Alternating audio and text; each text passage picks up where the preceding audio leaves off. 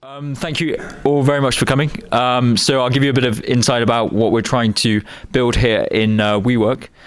So this is one of our brand new buildings, 30 Churchill Place, FinTech capital of the world in Canary Wharf. What we've done is we've have labs in this building, WeWork Labs, which is WeWork's essentially can be seen as like an incubator. So we take in early stage companies. We help them with bringing on their first customers. We help them find product market fit. We help them raise capital. We do that through initiatives like bringing in mentors, doing office hours, workshops, events like these. What's really special about this specific labs is that we're focused towards fintech and blockchain industry sectors. So a lot of our programming, mentorship, etc., is focused towards these two industries. Yeah, that's pretty much it. It's a community environment. It's around startups being together, engaging, working on the same problems, growing their companies and using WeWork's infrastructure and resources to do that. So really excited to have you guys here. Having this type of community in the building is great. Over to you, Christian. Thank you.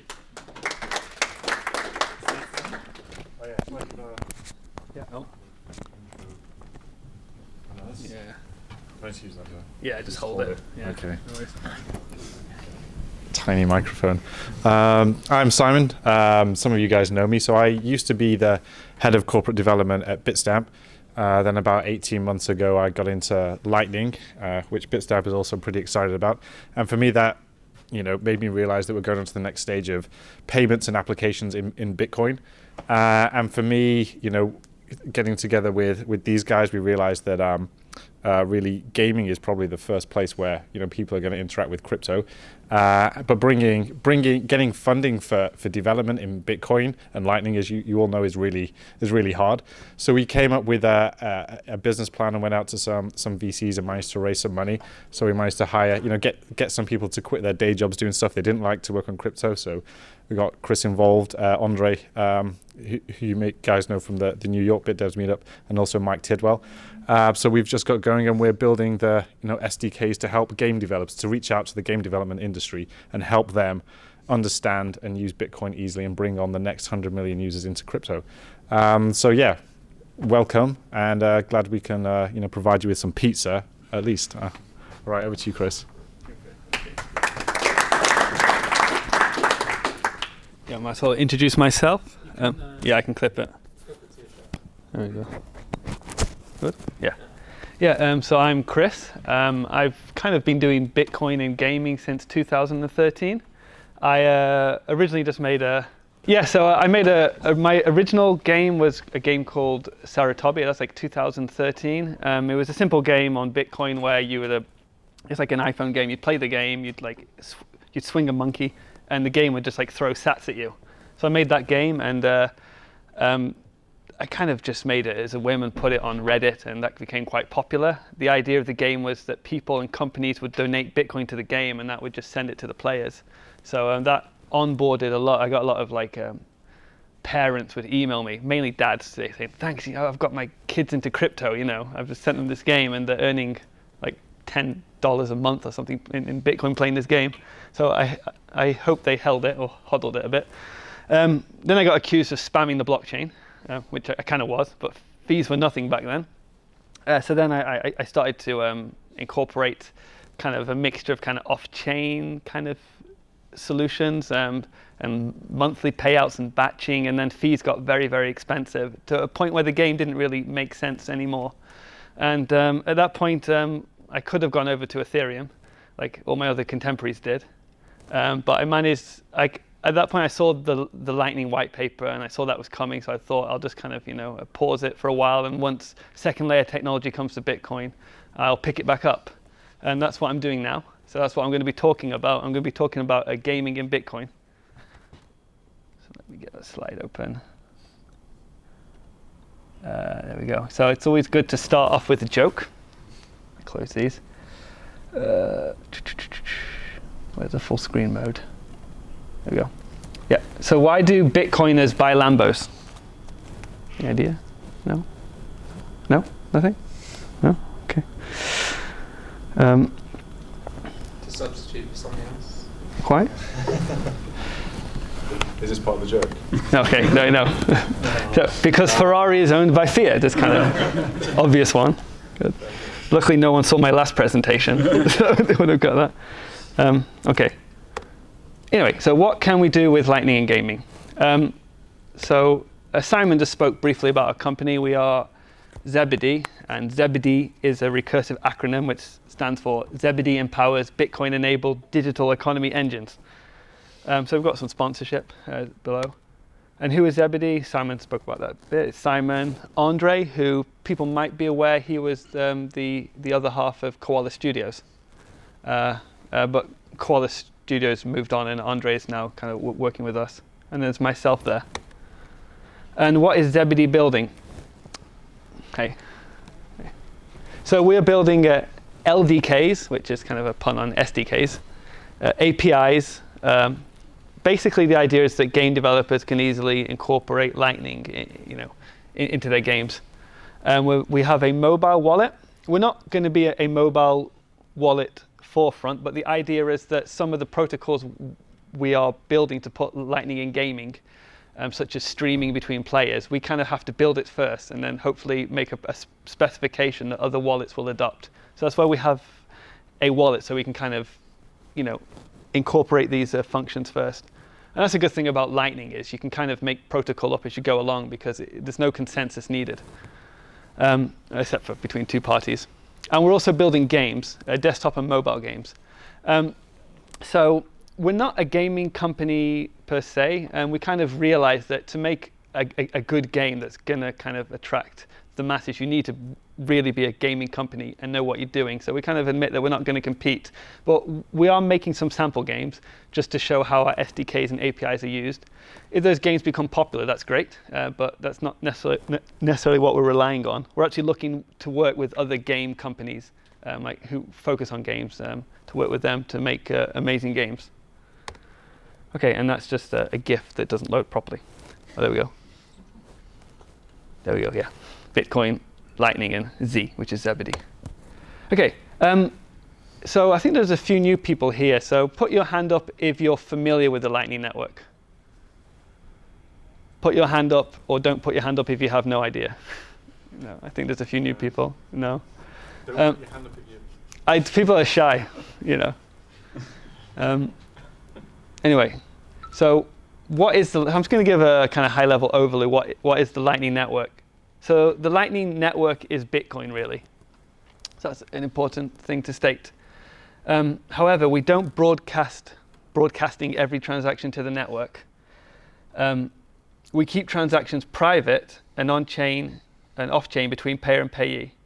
And we broadcast a final proof to the Bitcoin network blockchain. So I think a good analogy, it's a bit like a bar tab. So every time you make a Bitcoin transaction, it's quite expensive. And it's kind of like a bar tab. Say you go to a bar and you buy a beer. Every time you do that, you've got to it's kind of slow because you've got to pay the barman each time. Say you're using a credit card, there might be a fee. So it's quite slow and cumbersome to do that transaction with the barman with cash or card every time. So what you do in a bar is you set up a kind of tab, right? So you just it's very quick when you order drinks and you kind of settle at the end.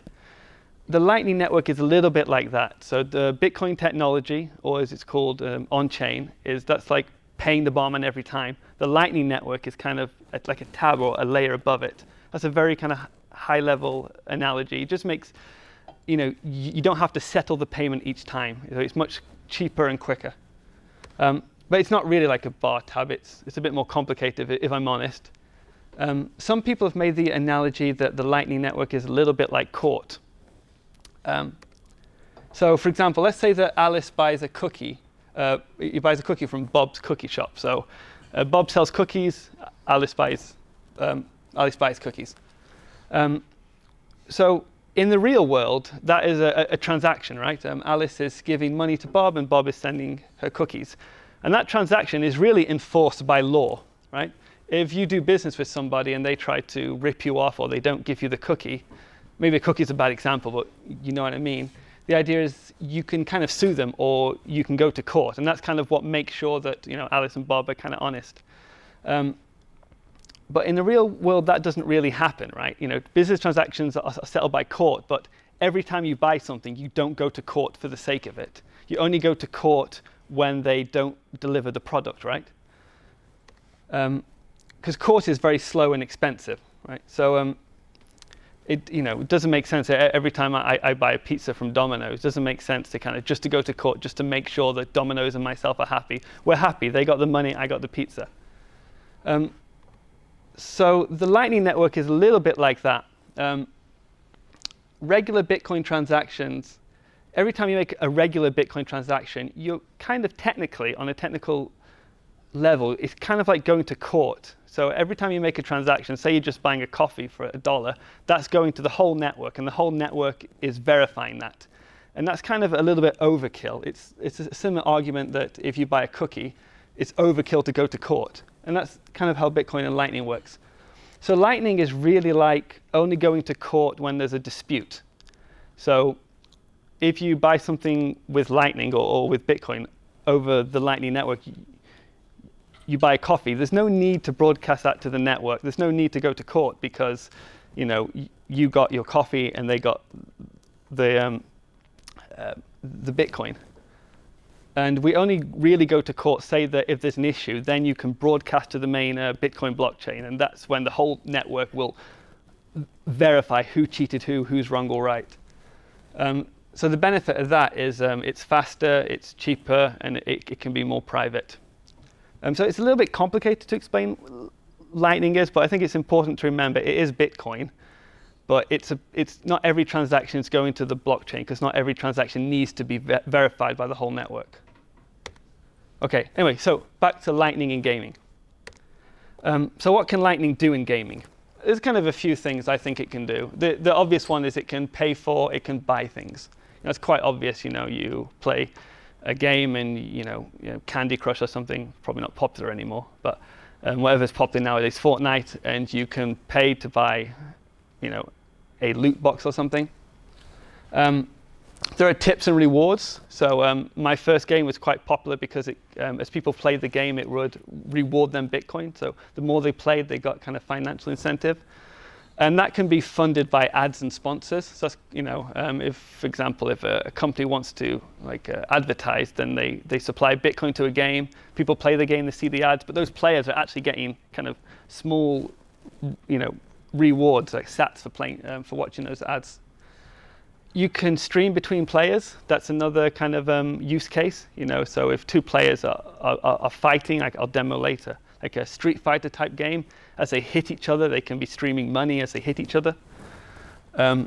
Audience participation, I will be demoing this a bit later. So we can kind of break the fourth wall between the game and the audience. So the audience can kind of send Bitcoin to the game and can kind of interact with the game. Somebody made the observation that it's a little bit like Hunger Games, where the audience will throw weapons into the arena for the combatants to pick up and battle with. So it kind of makes the game a bit interactive. And the last one is autonomous self-funded death bots that make you money whilst you sleep. I'll go into that a bit later.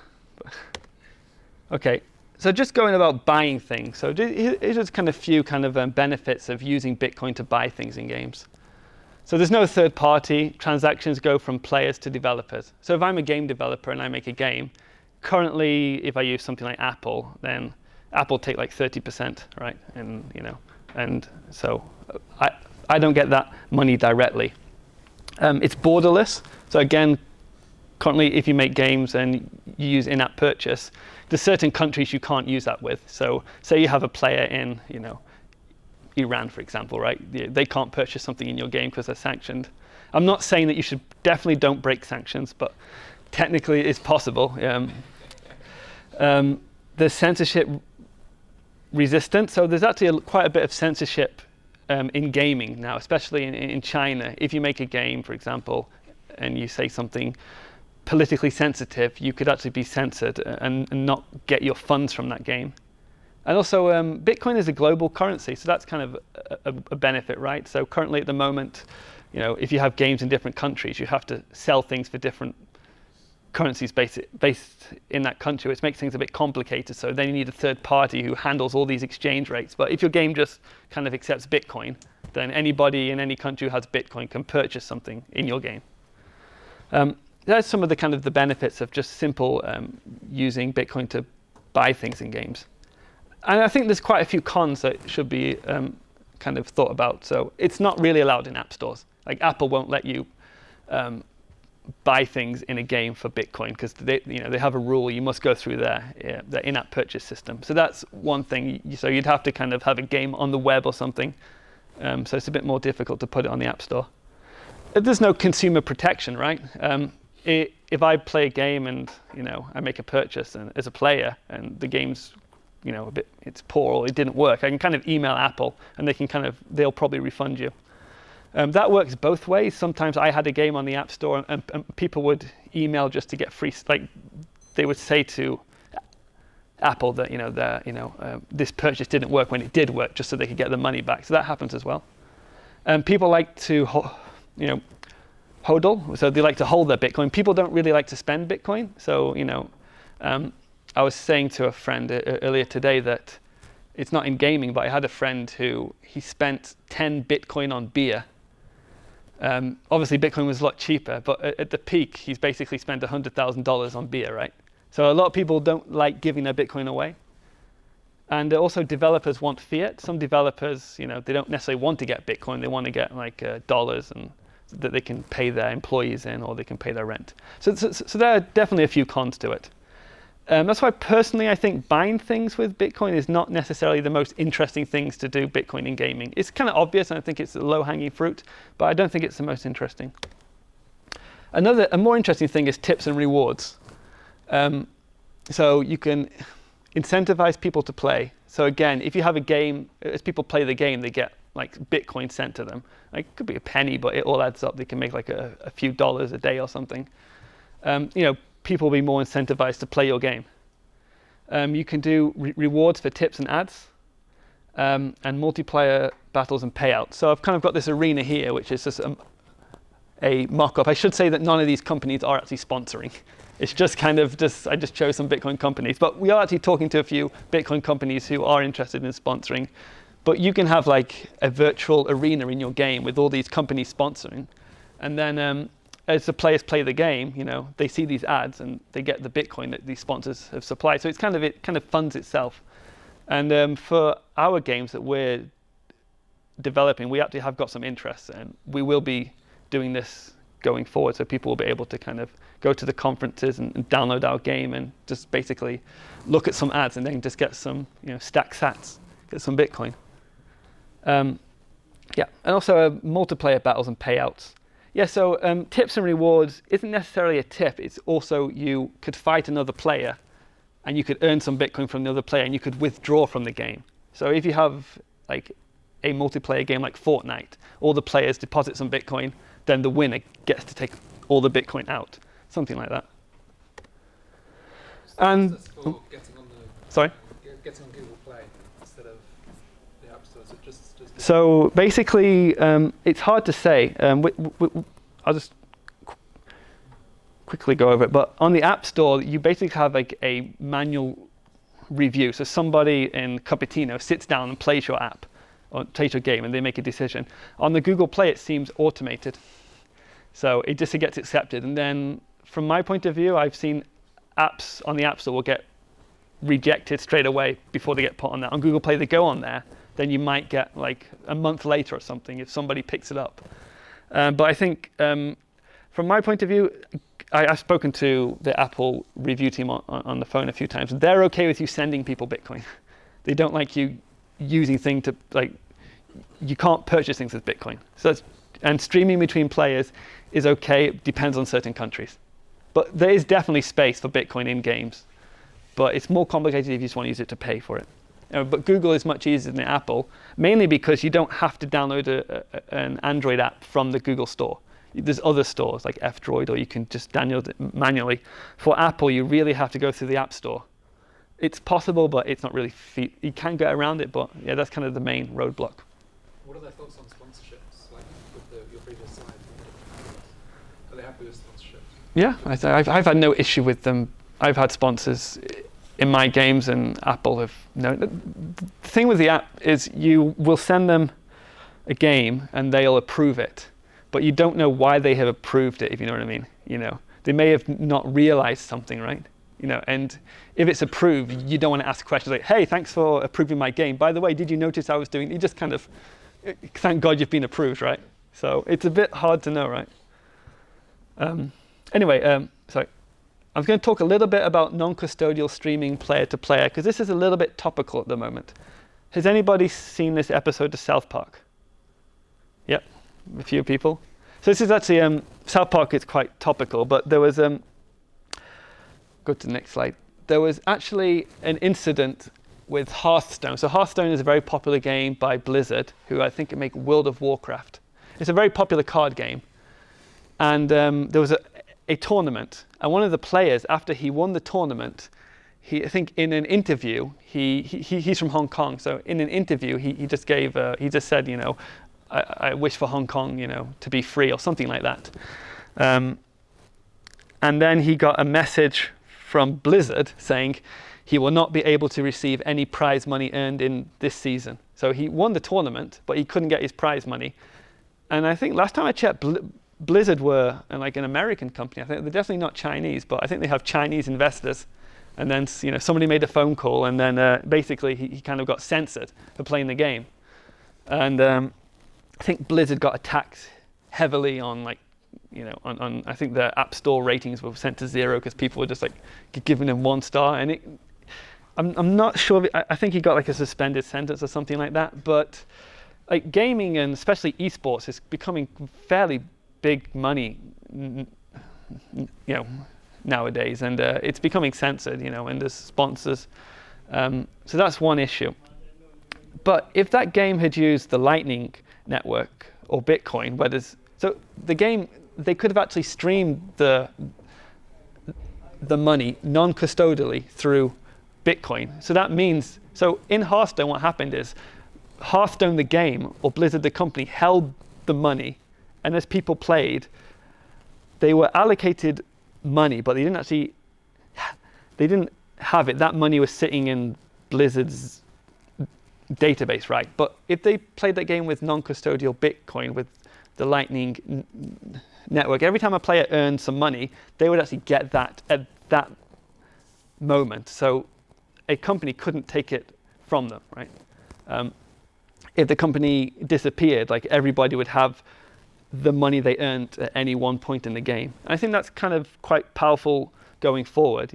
I kind of think if we're going to have digital money, there's not much point having it in kind of like a custodial, kind of censored way. So with the Lightning Network, players can play a game like Hearthstone or Fortnite, and they can actually be, it's kind of like they're handing physical cash to each other. It's theirs, and like the company doesn't hold it. If player 1 gives it to player 2, then player 2 has it. Another thing we can do is audience participation. So this is kind of I'm going to demo this later, but this is, for example, we have a game, and the character is fighting a bear. So this is kind of a bit of a joke on fighting the bear market. Maybe we're coming out of it now. And here's a QR code.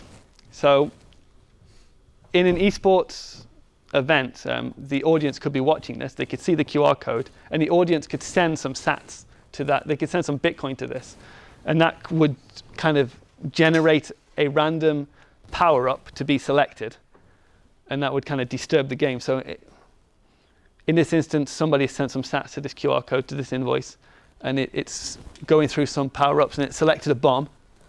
Now the bomb has dropped, and then you know what happens next. The players have to get out of the way. That kind of makes the game, in esports, instead of people just cheering, they can actually now just interact with the game. And also that money could go directly to the player, so the players could earn money as well, or it could go to the developer. So there's kind of like a monetization system there. And yeah, autonomous self-funded death bots that make you money whilst you're asleep. So this is something we're exploring. Maybe there won't be death bots, but the idea is now that we have something like the Lightning Network and we have digital payments, you can kind of make game characters that play online that you kind of fund them and they play for you. So this actually kind of happens with people at the moment. So I know that in Korea, online gaming is massive, and people, they need to play all the time, but they also need to work. So what you can do in Korea is you can, when you go to work, you can pay like basically, somebody to play the game for you whilst you're at work, So well, now, with Lightning, you could do a similar thing, but with bots, right? You could, and this is, I think there's a few examples of games that have started to do this on the Lightning Network, but this is something we might be exploring as well. Okay, I'll demo that a little bit after the talk. Okay, Kind of audience participation in death bots. I mean, why have we not seen this before? And is it because there wasn't? First of all, there wasn't any like financial mechanism to do it. But does Lightning enable to have kind of like it acts like a spam filter, so that only people who really want to interact with the game, so the game doesn't become like overloaded. You can set price points so that people have to pay to interact.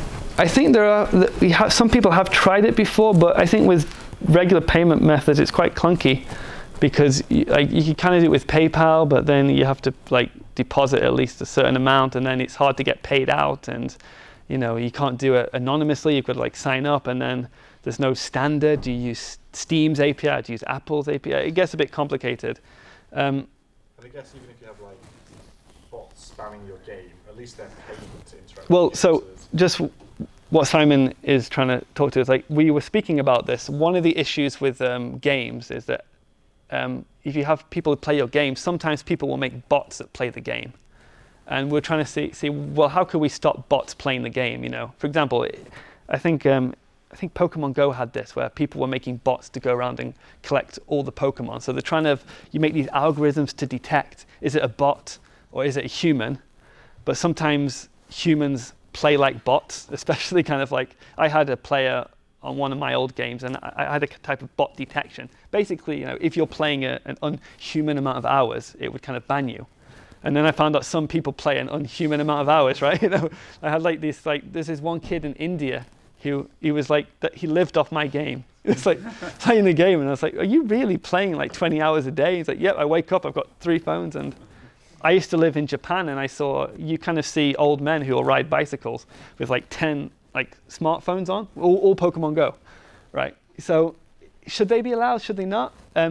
So then we kind of thought, well, maybe we should let bots play. Like, if bots can pay, why shouldn't they be allowed to play? So we've got this idea that, you kind of, you can have a bot, but if people have to pay for the bot, so the bot has to pay. So people would deposit money into the bot, and as the bot's playing, the bot would pay out in the game. And that's okay, right? Maybe that's fine, So that's kind of, we're exploring this idea. Yeah. I think that's even more fun, because then the whole fun of the game is building a bot that can beat other bots. Say again, sorry?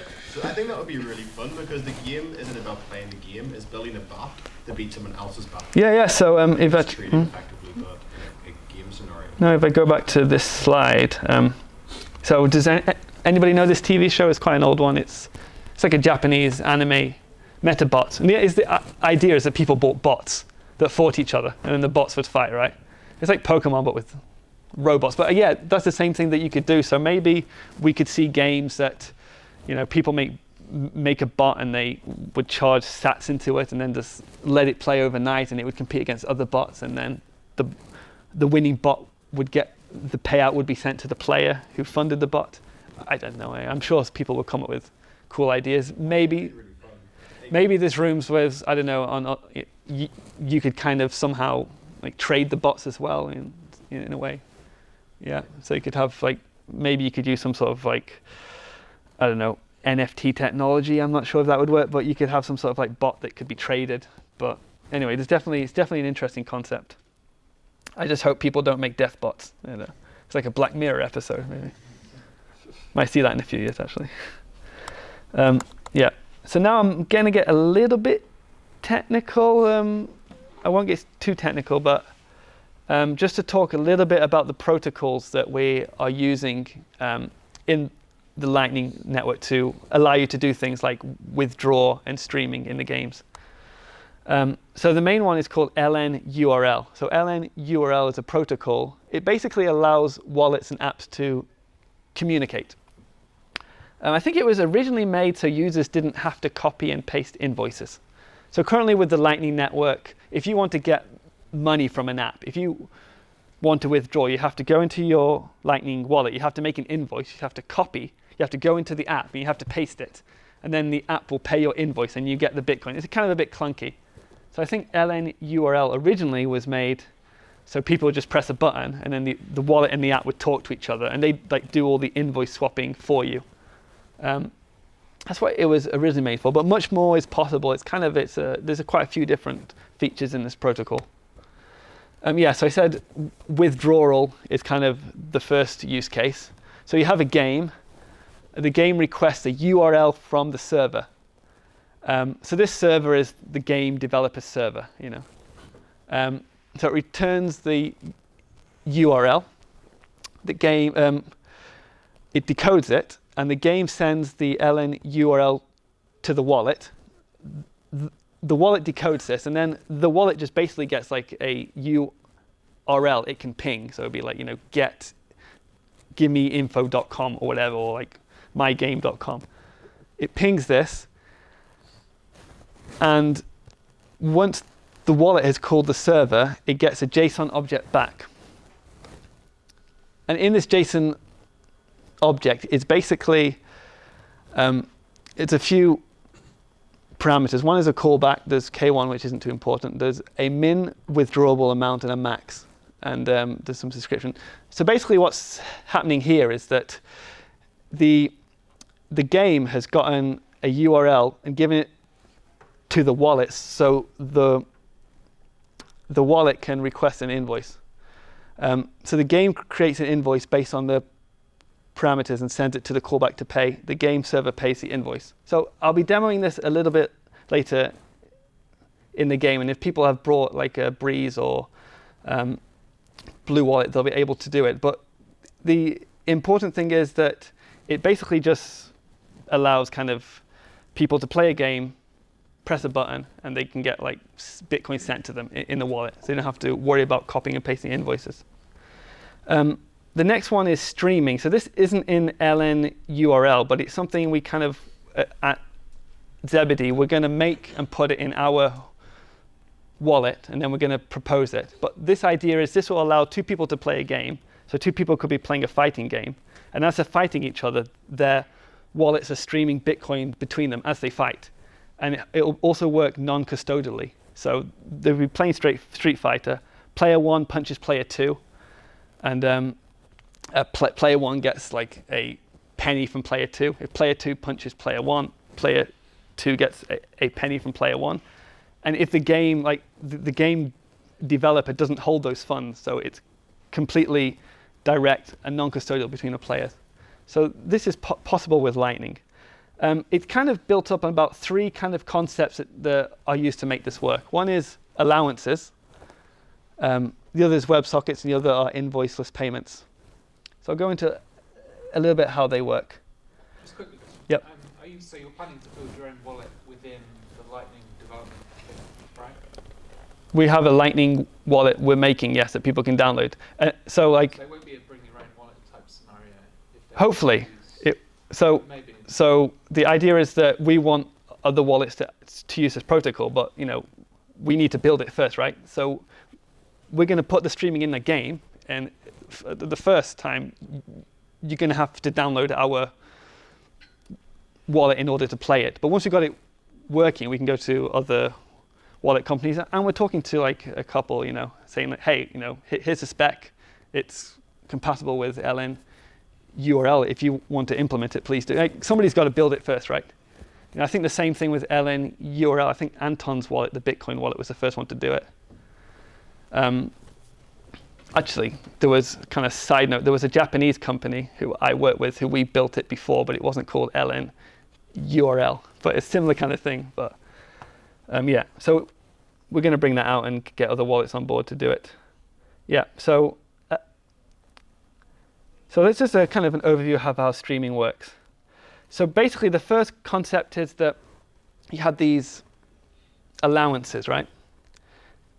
So this is basically how it works is Alice and Bob will play a game, and the game wants to basically, it requests authorization. Well, it wants to make payments without authorization. So Alice will download her wallet, she'll play a game, she'll scan a QR code on the game, and it'll say, hey, Super Mario wants to charge you up to $1 within an hour, and are you okay with that? And that's important because currently with Lightning, like say I have a game and I'm streaming payments, I'm just streaming like a penny or a Satoshi like every second. If the user has to open their wallet and press approve, it's just not going to work, right? This concept of allowances basically means that you give permission to for a game to basically just kind of charge and pay up to a certain amount without you having to approve. That's the first concept. So this is what's happening here. Basically the game asks for permission, and Alice and Bob both accept. Okay. Then the next concept is WebSockets. So once that's all agreed, then the game, Alice and Bob, and the server, they all make a WebSocket connection to a server. And this just basically lets them talk to each other. So for example, so in the game, Bob has punched Alice in the face, or well, not quite as hard as that. And the game says, hey, tell Alice to pay Bob 1 cent. Okay, so he sends it to the server. The server sends it to Alice. Alice, pay Bob 1 cent. Then Alice pays Bob 1 cent. And then Alice and Bob both say to the server, hey, Alice paid me 1 cent, or I paid Bob 1 cent. And then the server tells the game, hey, Alice did pay Bob 1 cent, so update your UI accordingly. It's a very kind of simple concept. There are some technical issues that we're going to have to work around. For example, before they start, we need to make sure that Alice and Bob can route payments up to the agreed amount. So that would be in the protocol. You could kind of check the routes and make sure. There'll be some error handling. That's the basic concept in a nutshell. Another important thing is we want to make use of invoiceless payments, which is basically where Alex can send Bob money without requesting an invoice. At the moment, we made a demo of this, and it works with invoices. So you can get around it. Basically here, Alice just makes an invoice for a cent and send it to Bob. Bob pays, etc. But we want to make use of the new feature in LND, which is key send. So it just makes it a bit more cleaner. We can literally send a penny without having to make an invoice. How do you think about lag? Lag, yes. Okay, so we actually demoed this at Lightning Conference, and people played it. So one thing is before the game starts, there's some toolkits to kind of make sure that you're routable, right? So if the game starts and I did this in the demo, it would do some kind of checking, and it would go, hey, this connection is really bad. It probably won't work too well. So that's something that you could do. But when we tried it, assuming that Alice and Bob are kind of well connected and the amounts are small, payments go through quite quickly. However, even if we assume lag, it can still work. So if you ever watch Twitter and you press like, and there's a popular post, and you can see likes coming up and flickering. That's kind of fake, actually. So Twitter has this issue. They got all these likes coming in, and they don't actually know which likes will fail or which likes won't. So they kind of have this kind of delay where they kind of estimate and it updates. I think you can do something like that in a game. So say that Alice punches Bob 10 times, and you expect to see in the UI, as soon as Alice punches Bob, each time it kind of flickers and it updates. But when I try this in practice, Alice will punch Bob 10 times, and it'll kind of be like 1, 2, 3, 4, 5, 6, 7, and it still kind of works, right? As long as the lags, it eventually updates to what has happened, So I'm imagining a scenario if I'm playing a synchronous multiplayer game on mobile. Yeah. And say I'm in a car. Yeah. And it goes under a tunnel. Yeah. Well, the tunnel issue is a big issue. The tunnels, but yeah. I mean, you can come if this goes to its nth degree and you have esports, right? And people Yeah. really wagering money on this. Yeah.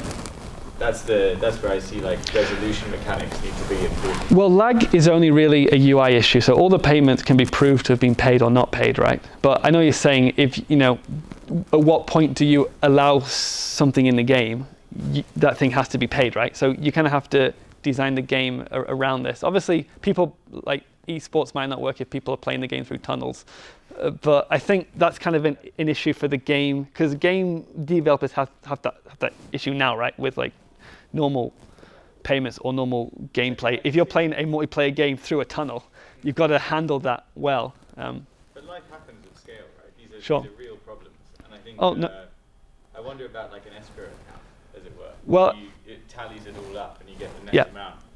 Well, actually, so it kind of depends. So this is kind of very basic Lightning, but with Lightning, say you want to do a bigger esports battle, there's stuff that you can do. Like there's a protocol coming called channel factories, where kind of people share a channel, and then like there's no routing lag. There's all these things that you can do. So ultimately, as we grow at Zebedee and we start to do these bigger events, the Lightning protocol will develop, and we'll have these kind of more sophisticated kind of streaming protocols coming in. But at the moment, we kind of have to work with what we've got.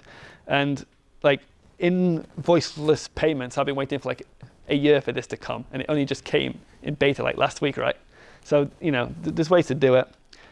But at the moment, what we're kind of doing as part of our SDK and our developer dashboard is we make it very easy for the developers to make sure that their game is well connected to all the players in the other games. So we're kind of going to be this kind of hub where if somebody uses our SDK, they can kind of see, look, open up a channel with us, and you'll be well linked to all these other players in games. So lag shouldn't be an issue. Like I think, ideally, if you're playing games, you kind of want to be within like 1 or 2 hops, and I think that's very possible at the moment. Especially I think what I've seen so far is that Lightning, kind of people making apps on Lightning out of bounds, we tend to, hey, I'll open a channel to you. If you open a channel to me, it helps your users, it helps mine. So I think as the ecosystem grows, the ecosystem kind of makes sure that, for the benefit of everybody, make sure that everybody's well connected. But it's a fair point. Obviously there's going to be lag and there's going to be issues. I just wonder if you need the payments to actually happen synchronously with the punches.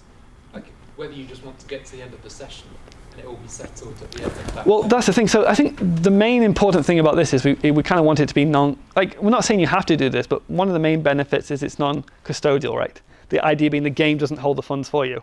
That's also an important point for a regulatory point of view, because it makes it much more difficult for game developers if they have to hold people's funds and you have to worry about security. So obviously it is possible to do it like that.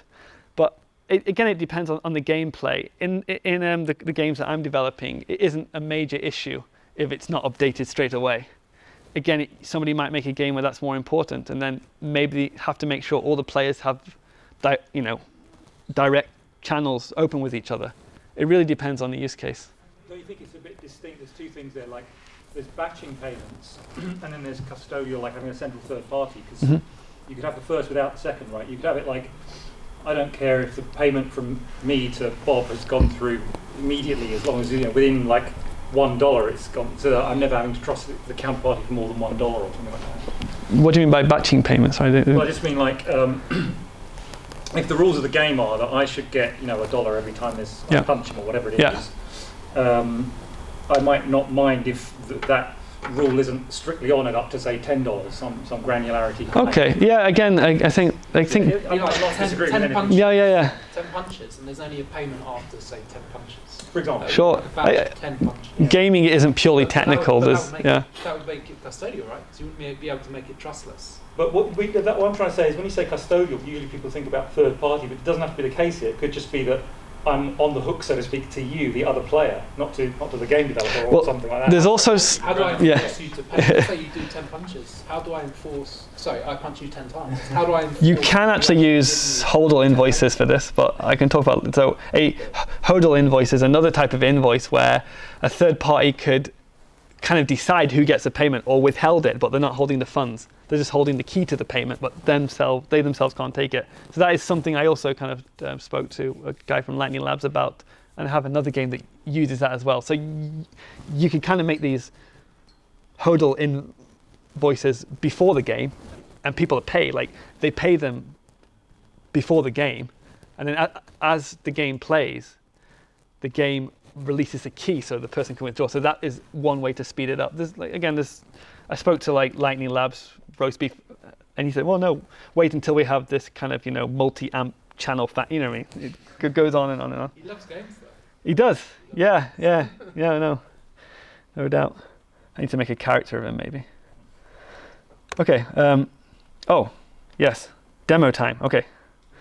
So I'm going to have some demos, but before I do that, I just want to say February the 6th to 7th, there's Advancing Bitcoin, which is a big developer conference here in London. However, we are doing a workshop there where I will be, if anybody wants to kind of learn how to make a game in Unity with our SDK, I'll be just going through step to step how to do that. And the workshop is free to attend. So that's good news. So if you want to come along to that, I would just basically follow us on Twitter, Zebedee.io, and we'll kind of have more information how you can sign up to that coming soon. But definitely try to come to that if you can. So it's during the conference? During the conference. And it's free to attend even if you haven't got a ticket? Yes. Okay. Yeah. Yeah, so good. Yeah. So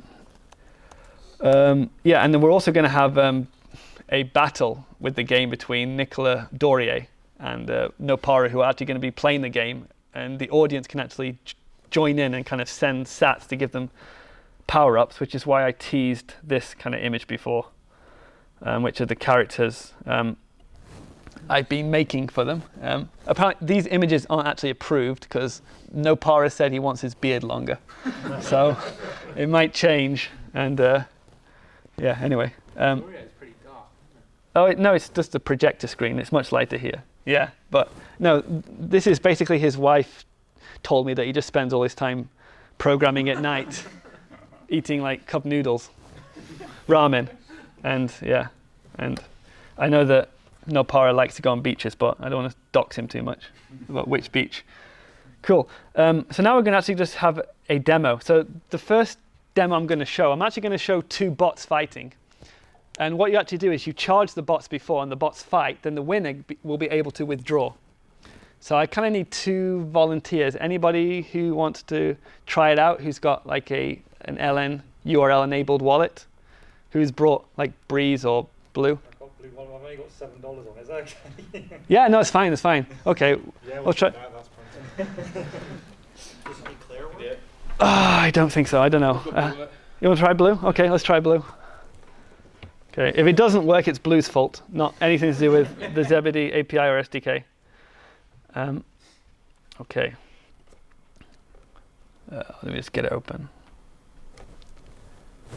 Is it okay? Yeah, so this is one of the sample games I'm making, Raiki, which is like a Street Fighter type game.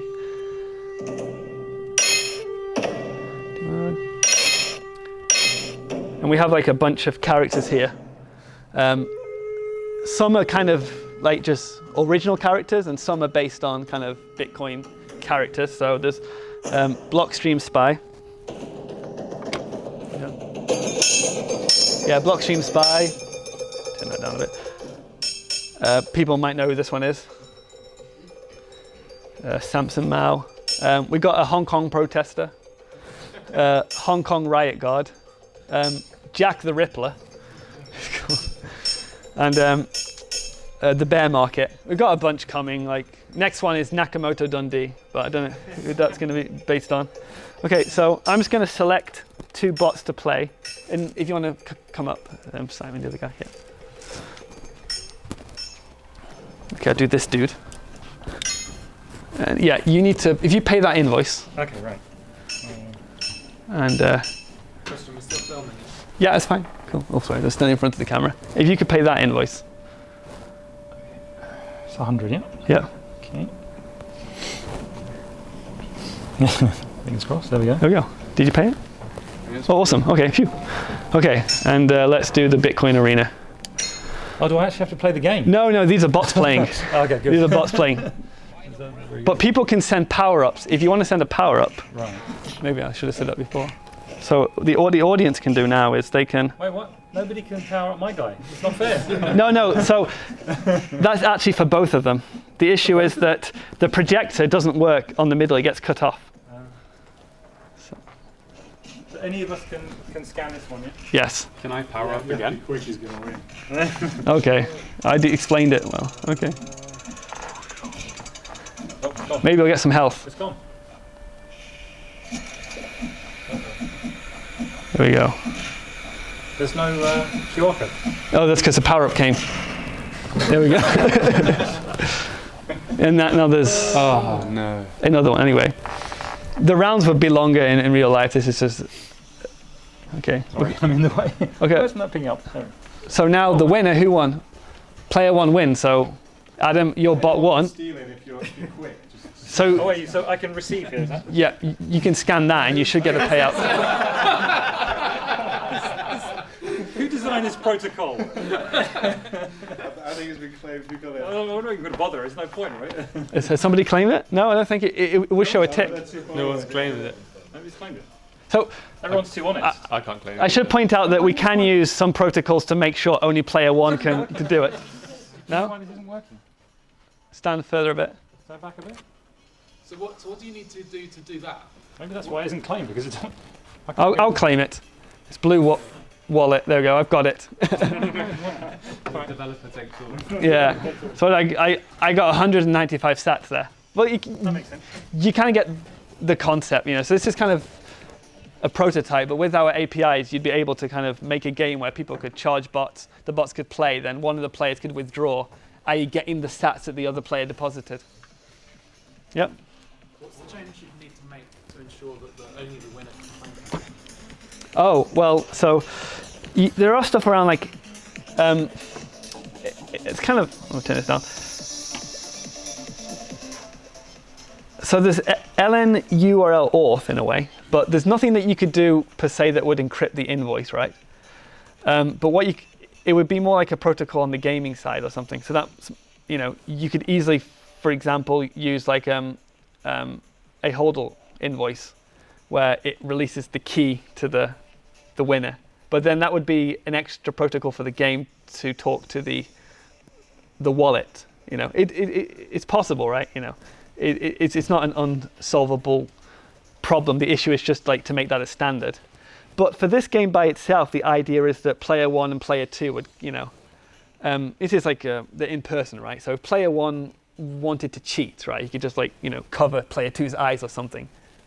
But if you're playing like on multiplayer, the game would only show the withdraw one to the screen of the player who won. So that would be how to enforce it multiplayer. But if they're playing together, right, you kind of trust them, right, because it's, you know, they're in the same room. If player like one steals it, like everybody's going to think he's a jerk, you know. And he's going, yeah, I got 200 sats. Like you did. Yeah, maybe. Sorry. There you go. I'll send it you later. Okay, and now so we're going to have just I'm going to demo just 2 people playing, and hopefully the audience to participate a little bit more. So what I'm going to need 2 people to play again, and I'm going to need somebody to just demo the power up. So you want to comment, Jack? Yeah. If any player doesn't want to be filmed, let us know. Yeah. Does anybody want to actually play as a character? 100%. Yeah. Okay.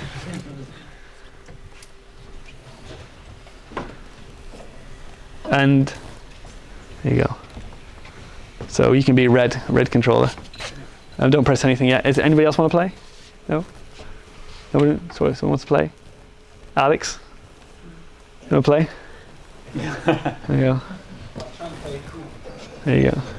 Do they need lightning funds? No? The players don't at the moment. So what the players could do is actually stream, but we actually don't have that wallet quite ready yet. But if you want to just come across it. Yeah. So literally just you button bash the first buttons and it's the D-pad. I can go to button bash. Hold on. Let me just reset the game.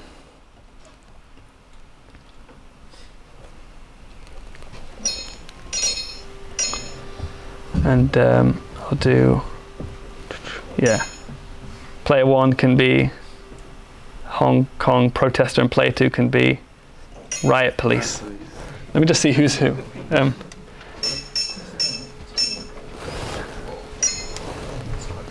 You might have to figure out who's who. I can't remember which one's player 1, so just press the jump. Can you press the jump button?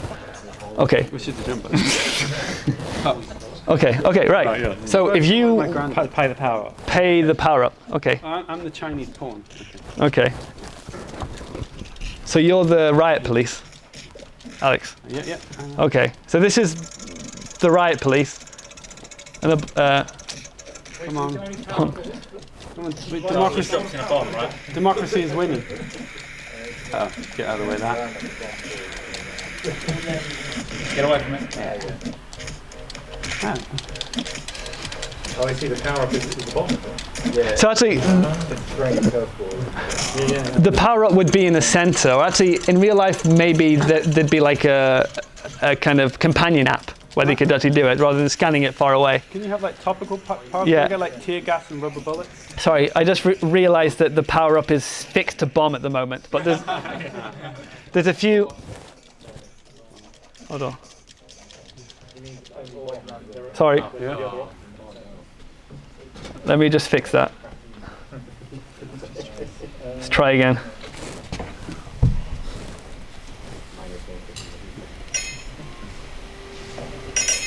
Don't press anything. I said don't press anything. I didn't. Somebody did. Try again. It says protesters. You can't trust them. So now the power up should be random, but we'll probably get the bomb again just out of chance. Okay.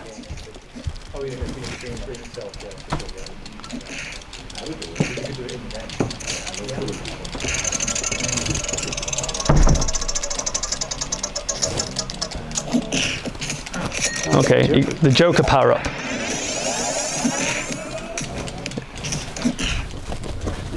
You get your mic. Oh, sorry. Put there. Yeah. Should be another power up going soon.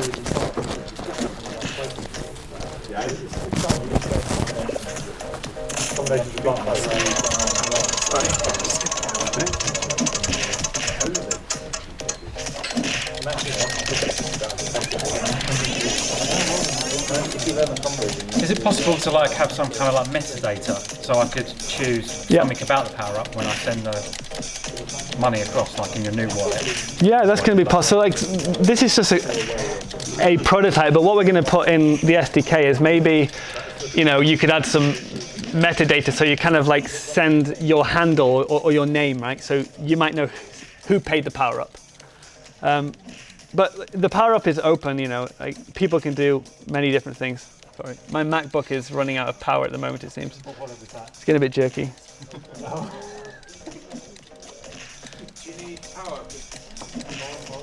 No, it's okay. There you go. No, I meant like CPU power. Okay. There we go. Okay. Are there any problems if it's remotely and two people pay at exactly the same time? Are there any problems with that? There are a few problems, right? Yeah, but we're working out the kinks. Yeah, but obviously How to ensure that be a problem? How close would the payments have to be? Well, only one payment can succeed, right? Kind of. So ultimately,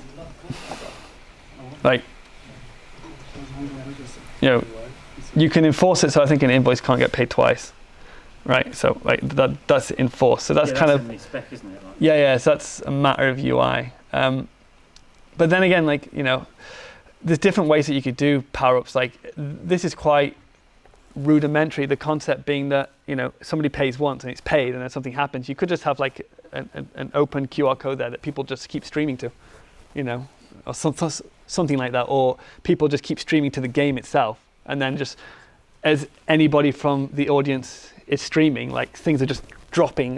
Like I was going to make this concept where, as people from the audience, you could have 10 people just streaming sats to this one game node at the same time, and it's just kind of dropping coins for the players to pick up or something, or it's dropping health or something. So it doesn't have to be this pay an invoice complete, right? It could be this just constantly streaming. But it kind of depends on the type of gameplay, right? You know, but I think for larger esports events, that's probably what you're going to have, because you might have like 1,000 players streaming or something, right? Yeah, it's kind of it's like so we want other game developers to come up with these kind of the exact gameplay on it. We're just going to show what's possible. If that makes sense. Yep. See, I keep forgetting that like you're providing the kit, and like, other people are making the decisions. Yeah. Well, I'm going to make it like we are going to make a good game, and the game's going to be there to download. But we kind of hope that like people who are much better at designing games can go, I've got this amazing idea, and kind of make something that we hadn't thought of. It could be that we make the best game in the world. Whenever you start talking about it, like everyone immediately starts coming up with game ideas. So it's like, yeah. We just give the toolkits, and then you can, like, everyone can be creative with it. Yeah, that's what I mean. It's kind of like you basically got this new toolkit now where people can, like, for example, just charge these bots that fight. Then anybody can log on to Twitch, see these bots fighting. They can maybe, I don't know, like stream stats to it. Yeah, there's all these kind of things that people can do, and we don't actually know what's possible per se. But yeah, this it's going to be exciting what people come up with. Yeah, and just to end on my presentation, we actually have another fellow Lightning game developer who's based in London, Jack, who's made a game that's a little bit popular on Twitter at the moment. He's just going to demo his game called Bitcoin Bounce. So you want to come up and plug in? And we'll do a Q&A after this question. Yeah, all good. Pizza's 4 minutes away. Okay. Oh, this won't take long. So. It'll keep. Okay, maybe we do a Q&A after the pizza.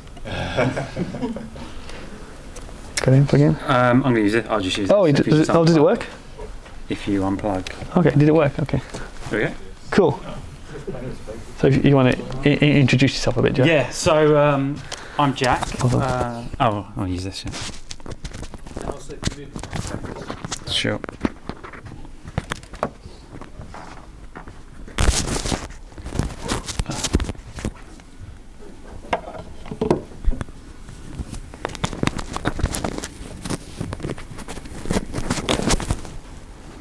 So many wires.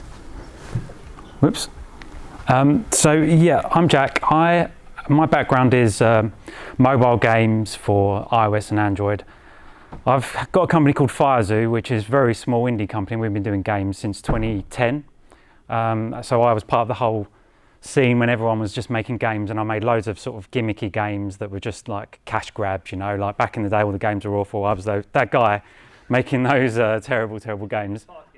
Or essentially, actually, one of my first games I ever did was a lightning game where you touch the screen and lightning bolts came out of your fingers. So it's quite ironic that like I'm sort of jumping back into the fray with another lightning-enabled game. So the way that I'm approaching the Lightning Network is like the first time I've seen a way where you can really put it into a game where people can cash out money easily.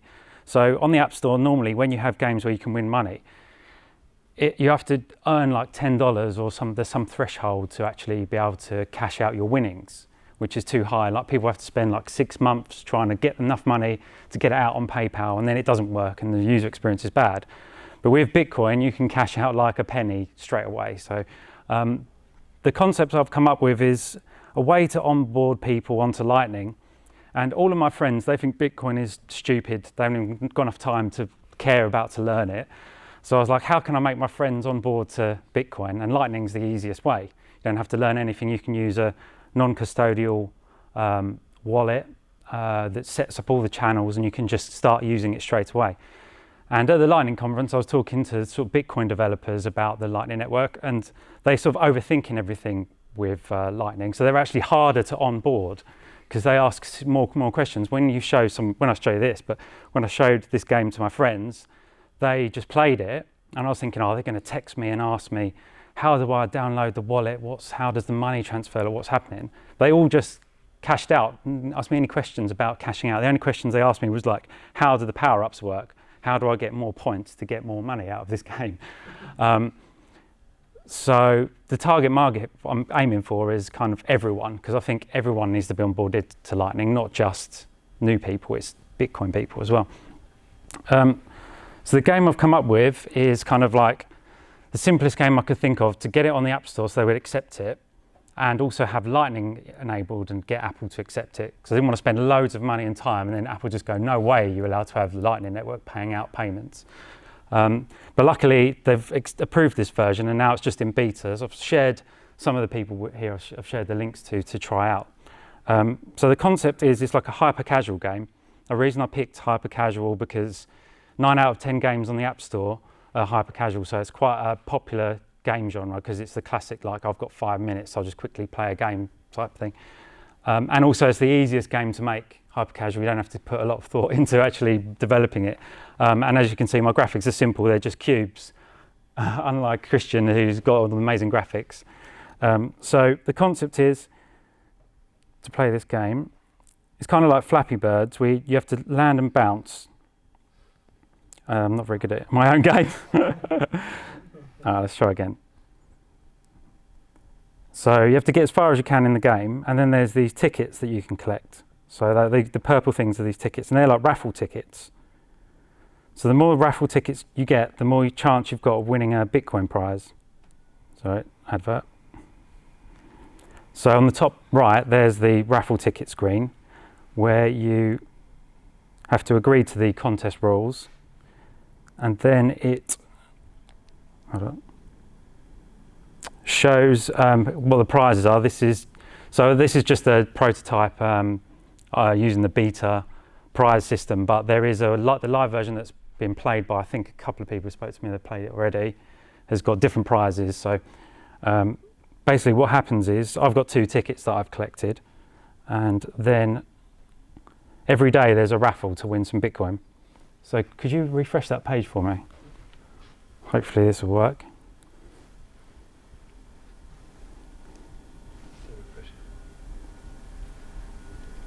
Yeah, refresh it. There we go. So I won a prize. My two raffle tickets was good enough. So right. So the point is, so far the user experience is they haven't had to sign up. There's no log in or anything. They haven't had to learn anything about Bitcoin yet. So at this point is where I think is the best time for someone to be onboarded, is when they're incentivized to go and claim their winnings. So you go to, these are some of the prizes I've already won. And I'll just tap the claim button, and it uses LNURL to cash out. Hopefully. So there we go. Now it's claimed. So now it's basically it. And that was using the LNURL system that Christian was talking about earlier. And it took me like 3 hours to implement that. Yeah. So I just had this game already. It took like 3 hours to do the LNURL cash out. And then I just had to, the hardest bit was keeping track of the tickets, like who's got what ticket. So yeah, that's it basically. If anyone's got any questions, I'm happy to answer them. Yeah, maybe do Q&A together or yeah. something, maybe, yeah. Yeah, so Pete's not here yet, right? Okay, so let's do the Q&A now. Yep. Yeah, hold the mic, maybe just pass it between us. It doesn't have to be like right on, as long as it's yeah, in the vicinity. With like a regular Bitcoin payment, you can have like multiple inputs, right? So I can Yep. pay like an arbitrary number of people in a single payment. Yep. So will Lightning enable that as well, or is it always just going to be 1 point to 1 point, or where is that right now?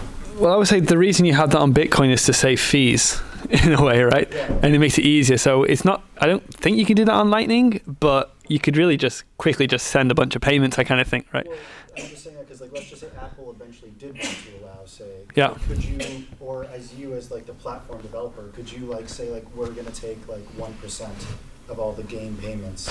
Well, this is actually, yeah. Well, I see what you mean. So actually, this is like part of our business model, and it's a service we offer to developers. The way that Lightning works is it routes the payments through nodes, and these routes are kind of anonymous. But what you can do is you can kind of set like a fee. So a developer in a way could take a percentage that they choose from players. But the beauty is with Lightning, for example, if you design a game where you're streaming thousands, tens of thousands of sats, you could just take a very small percentage, less than a penny per transaction, and hopefully it will add up. But that's definitely possible, right? Yeah, that's kind of on our roadmap. The idea that if you have a game and there's all these sats streaming between players, you can easily just take a small percentage or a large percentage depending on what you want to do. Yeah, that's possible. Alex, yeah, sorry. A non-technical question, but more I guess from like a soft marketing perspective. In terms of the overall grand strategy of onboarding people onto Bitcoin, do you think it's better to not mention Bitcoin at all in the game, so people don't think Bitcoin's involved and suddenly they stumble upon it as an organic part of the game, and Bitcoin is sort of normalized as just another way of using the game? Or do you think it's actually better to mention Bitcoin in the thing like Bitcoin bounce? So my strategy with Bitcoin bounce is that I think obviously we're all here because we think Bitcoin's going to go up in price and like we all believe in it. So it's more of a kind of App Store optimization type thing. So having my game with the word Bitcoin in it before there are any other games with the word Bitcoin in it. So when it goes crazy and people are like, what is Bitcoin? I want to download one. Oh, I can play this game and get Bitcoin for free.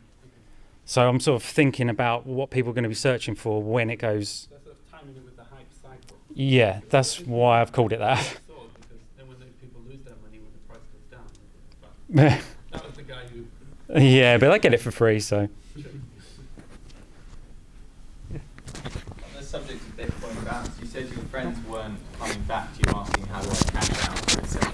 Yeah. Is that because they were going and finding their own wallets and cashing out? Yeah, so in the game, when you get the claim button, you saw the claim button, before you click on that, if you haven't got a wallet, it detects you haven't got a wallet that supports LNURL, and it will suggest a wallet.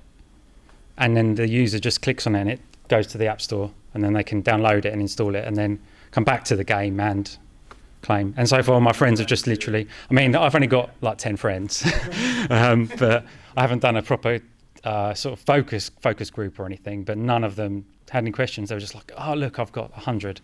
Are they in this room? No. They're at home playing the game, I think. So then you tried to cash out to fiat and had that experience? No, all of them want to just keep the Bitcoin. And they're like, who's got the most Bitcoin? It's almost like a scoreboard for them, just this Bitcoin. It's micropayments, yeah. So in Bitcoin Bounce, I think I might put like a scoreboard type thing of who's won the most, because that's almost like a scoreboard in itself.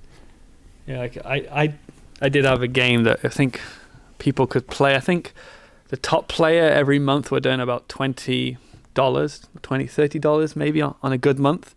And like most people say in England, they weren't really cashing that out. But I actually had some children in like Afghanistan who were actually playing it for financial, like $20 a month to a child in Afghanistan is a lot of money. So I got some emails saying, like, do you know anywhere I can sell this for whatever? I don't know. Yeah. But I don't know, like maybe it's like a new type of economy, because, even kids in Afghanistan can get smartphones, it seems, right? So maybe, it opens up, because currently now, if you want to get a game and like get money, you need a bank account, right? But now you could have, I don't know, like players across the world who can earn money with no KYC, no sign up, and probably gaming's an easy way. It doesn't necessarily have to be gaming. It could be, it could be like, I know that like people in Africa will do like AI training, or they'll kind of choose the images in the capture that they feed to the machine. So maybe that's a way to kind of pay them. I don't know. Sorry, Adam, yeah. Yeah. Have you talked much within your company or just in your group about like non-fungible token type stuff, in-game items, and because it feels like there might be something there, but I don't know whether the situation with Lightning Network. I know there's been some work on coloured. Yeah. Lightning. I don't know the details. I've done the whole history of tokens before they were called NFTs. So I when I first started, it was with Counterparty in like 2014, I think that came out. So I've kind of been through that, and that's the first thing that I tried to do. I had a few games where people could have game items that were as tokens. We didn't call them NFTs back then. They were just called like one token or something. I think there's something there. The problem is that can you do it on a decentralized base chain? Because when we tried to do it on Bitcoin, then the fees were getting very expensive to order to pay for it. So people moved to like Ethereum where the fees were cheaper, but then those fees got expensive. Now they're trying to make side chains for it. So maybe it's something that exists on a side chain. Another issue is that I'm not sure of, I think it's the reason why I kind of put that on hold and focused on Lightning is because I just thought it's a simpler concept just to get one token to work first, i.e. Bitcoin. If we can get that working, maybe we can explore how to use like tokens for game items. But just to answer your question in Lightning, I actually looked into this and tried to see if I could solve the problem. It's very difficult to do an NFT on Lightning because Lightning is all about you lock up liquidity so you can send it. But if your token's only got one, you can't lock up liquidity to send it. So there's ways around it. I came up with it. I think you could have like a hub and spoke model, but they're all hacky ways where you have one NFT, but there's like a million kind of like ghost versions of it that are just there for liquidity. And nothing was quite elegant. But what is actually quite interesting are it's a bit technical, but state chains. You could actually do an NFT on state chains.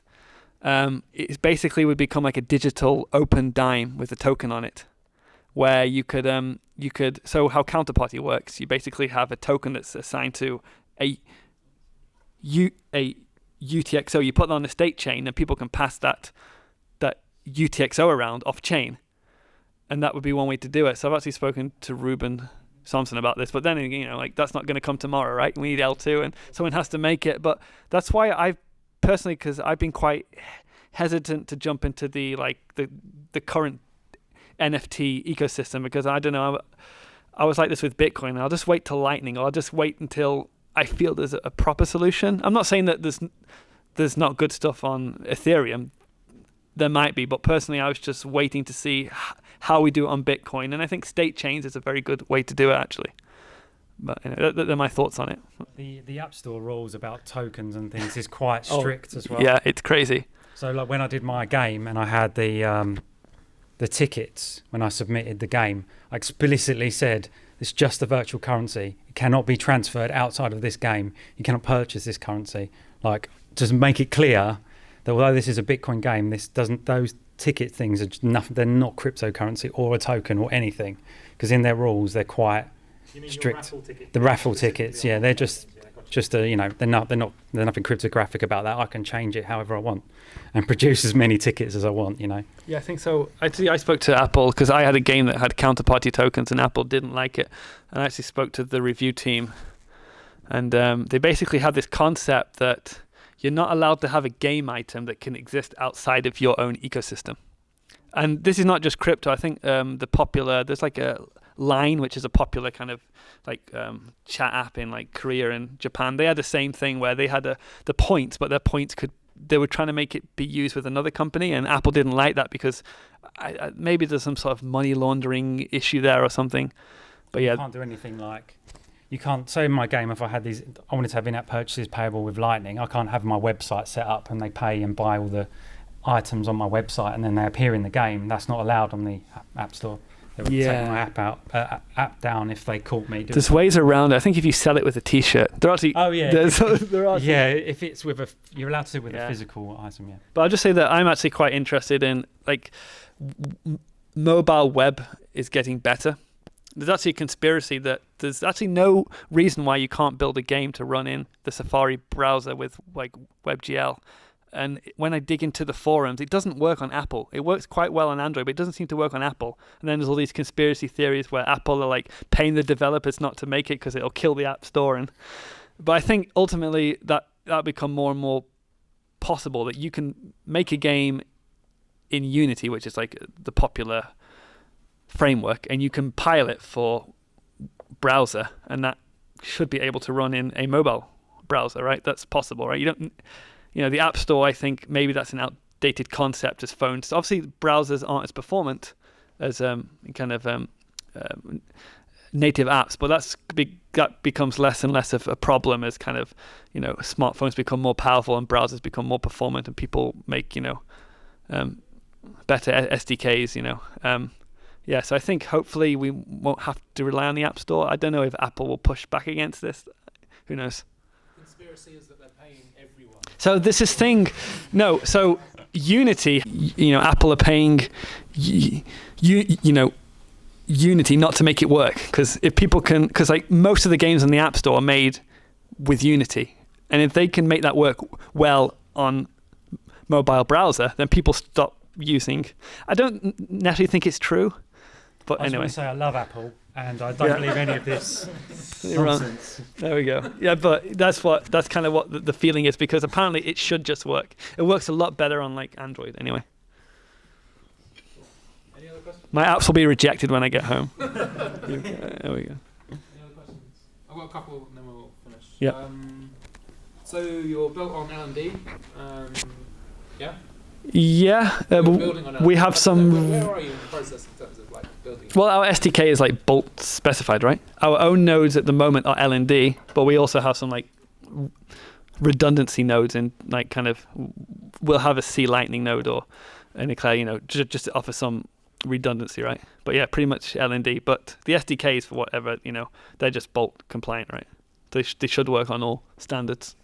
And experience of building on L&D? It's fine. It's great. Like I actually started on C Lightning myself, like when Lightning first came out, and the APIs were lacking at that point. So I moved over to L&D, and L&D, it had a few issues, but I found it. I think C Lightning's gotten much better, but with L&D, there's like a much bigger developer community. I find.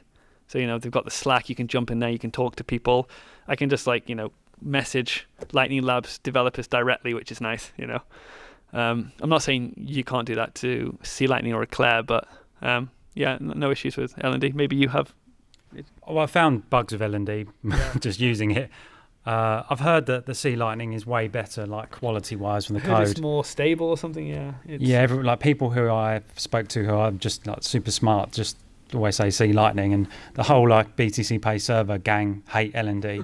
Yeah. I think. Yeah. I don't know if I was supposed to say that. I don't know if that's true. I think that's not a lot of it is they don't like Golang, but I don't know. Oh, okay. Right. But I like it. Is the plan to be implementation agnostic longer term, or you're going to... Well, that's the idea of Lightning, right? But for your Lightning development kit. Oh, I see what I mean. So our Lightning... Okay, I'll probably just talk a little bit about that. So our Lightning development kit, it lets you link to your own node, or you could also use us custodially, but it's fully able to link to your own node. At the moment, that's going to let you link to BTC Pay Server and L&D. The moment we're not against letting you link to other nodes, and we probably will let you link to C Lightning and Eclair, because I think some people have made some wrappers for like, if you have an API that links to L&D, they have like an L&D wrapper for C Lightning, So yeah, but just at the moment, our SDKs will link better and more easily with just L&D and BTC Pay Server. So that just means that a developer can link their own node to our SDKs. So they get funds to their node. Yeah. And then final one, are you thinking that you'll be able to switch between, if a user wants to run their own Lightning node, wants to run their own full node, or actually would prefer to use custodial? Like, are you going to provide flexibility? Yeah. So we don't want to be custodial, we kind of want. So the good thing about Lightning is because of the routing, it's possible to monetize without being custodial, right? So if we kind of are this, for all the developers who use our SDK, if we are like a very kind of stable, reasonable node that they can link to make sure all their players are linked and they don't have any routing issues, we can monetize that. And that works great non-custodially. So I think custodial, we're just offering that because, we want people just to be able to sign up, start to use it. But we will have an on-ramp for them to switch over to their own node later. And things should, in the dashboard, they'll be able to make sure their node is well linked to us, to make sure there's no issues when they change over. Yeah, but that's how we see it. And we don't want to be custodial. It's just more just an onboarding kind of thing. Cool. We done? Okay. You can smell pizza, yeah. Okay, thank you very much. All right. Thanks. Cheers for that.